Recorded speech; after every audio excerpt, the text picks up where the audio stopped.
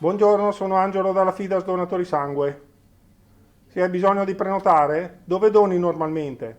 A Vicenza? Va bene. Cosa doni normalmente? Sangue, plasma, piastrine? Ok, allora prenotiamo. Tanti donatori chiamano qui in sede per prenotare la donazione. Io ricevo le loro telefonate, vedo anche cosa donano normalmente o cosa c'è più bisogno, sangue, plasma e piastrine, e organizziamo la loro prenotazione, il giorno che gli è più comodo, l'orario migliore per loro, in modo che vadano a donare nella maniera più tranquilla possibile. In questo periodo forniamo anche le informazioni sul coronavirus, cosa devono stare attenti e che norme di comportamento devono tenere per accedere al centro sangue.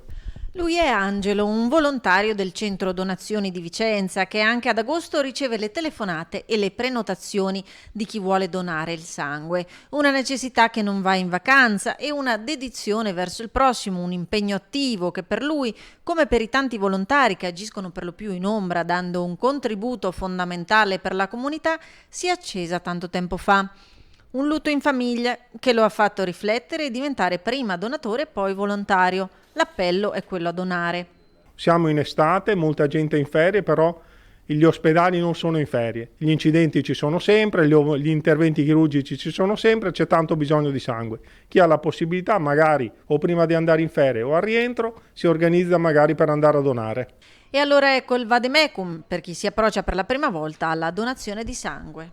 Per quanto riguarda il centro sangue di Vicenza, loro prima devono chiamare il centro sangue per avere l'appuntamento, adesso si accede solo su appuntamento, ma noi, nel fatto specifico io, fornisco tutte le informazioni preliminari, cioè la mattina devono fare colazione ma senza latticini, devono stare attenti nei 14 giorni precedenti a non avere alcun sintomo anche leggero di tosse, raffreddore, mal di gola, febbre, influenza, difficoltà respiratorie, non avere contatti con persone col coronavirus accertato dal tampone, non essere rientrati da paesi a rischio.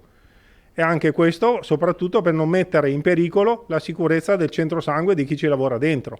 Quindi si accede solo quando si è in sicurezza. In questo periodo c'è tantissimo bisogno. Siamo in estate, molta gente è in ferie, però gli ospedali non sono in ferie. Gli incidenti ci sono sempre, gli interventi chirurgici ci sono sempre, c'è tanto bisogno di sangue. Chi ha la possibilità, magari o prima di andare in ferie o al rientro, si organizza magari per andare a donare.